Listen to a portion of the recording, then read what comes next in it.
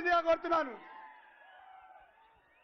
Hello, पहले तो मैं बहुत बहुत सीएम साहब का बहुत बहुत शुक्रिया अदा करता हूं और उन्होंने मुझे एक इतना बड़ी रिस्पॉन्सिबिलिटी दी और महेश गौड साहब यहाँ पे उनका भी बहुत बहुत शुक्रिया अदा करता हूं। मैं एक चीज़ यहाँ पे बोलना चाहूँगा कि जुबलीज में और रहमत नगर में कभी भी इतना ज़बरदस्त रोड शो नहीं हुआ है।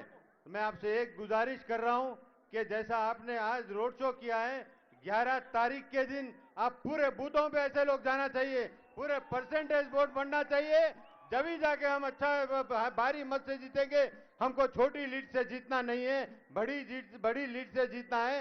तो मैं इतना ज्यादा आप लोगों को ये नहीं कहूंगा कि आप लोग से एक ही मेरी गुजारिश है कि हर एक जने सुबह सुबह आप जाके पहले वोटिंग करिए और जितने भी लोग यहाँ पे जो बूथ पे जो भी लोग रहेंगे उनका काम है कि वोट लेके आके जलाना और बूथ आप कभी पोलिंग होने तक बूथ कभी भी मत छोड़िए। उसके बाद भी जब तक आप बक्से बंद नहीं होते, जब तक आप सिक्योरिटी वैन में अपने बक्से नहीं जाते, वहां से आपको हिलना नहीं पड़ेगा। अगर आप काम कर लेंगे तो हम कभी भी हमारे वोट ज्यादा से ज्यादा परसेंटेज हो गए और वोट चोरी नहीं होगी। आजकल आपको तो पता है वोट चोरी के बारे में बहुत ज्यादा बात हो रही है और हम लोग जो कांग्रेस पार्टी जब से आई हुई है, जब से रेवंत रेड्डी साहब के अंडर हम लोग ने काम किया है, यहाँ पे इतने जो भी स्कीम्स प्रॉमिस करे वो पूरे स्कीम प्रॉमिस करे तो पूरे स्कीम लागू हो रहे हैं। और जितने भी आपको सबको पता है इसी की वजह से आप लोग इतने लोग हमारे साथ आए हुए हैं यहाँ पे और रेवंत रेड्डी साहब का एकदम जबरदस्त इस्तकबाल किया है। यहाँ से उसका इस्तकबाल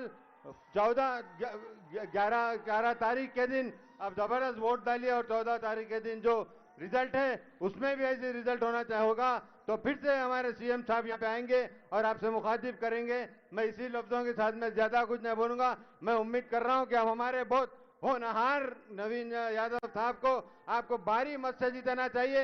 आप लोग ने जो मेरे लिए मेहनत की थी उससे डबल टिबल मेहनत किए और उससे डबल टिबल वोटों से इनको जिताइए, लीड से जिताइए।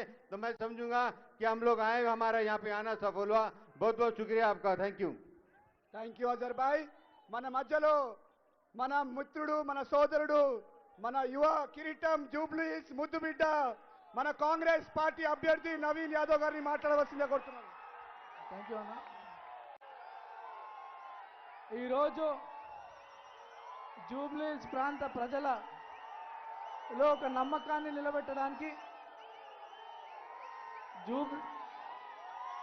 జూబ్లీస్ ప్రాంత ప్రజలకు ఒక నమ్మకం కల్పించడానికి, ఒక ధైర్యం కల్పించడానికి ఈ ప్రాంతానికి వచ్చినటువంటి మన అందరి ప్రియతమ నేత మన ముఖ్యమంత్రి అన్నకి రేవంత్ అన్నకి మనస్ఫూర్తిగా మన అందరి తరఫున స్వాగతం పలుకుతూ, మరి ఈ బై ఎలక్షన్స్లో ఈ ప్రాంత ప్రజలందరూ కూడా ఒక స్థానిక నాయకత్వం కావాలా, మాకు గౌరవం ఇచ్చేటోళ్ళు కావాలా, మా కష్టాలు అర్థం చేసుకునేటోళ్ళు కావాలని చెప్పి ఒక బలమైన అభిప్రాయం మనలో ఉండే.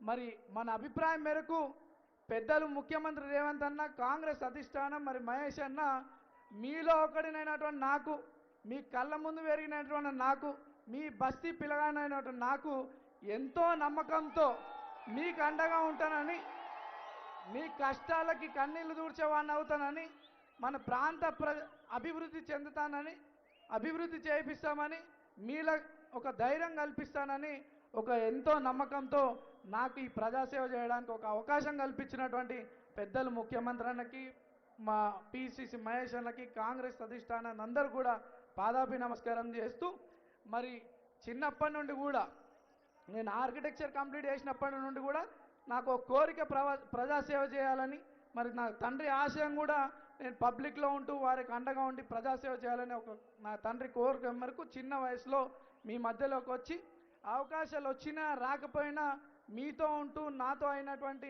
మీ సమస్యలు పరిష్కరిస్తూ మీ మధ్యలోనే ఉన్నా.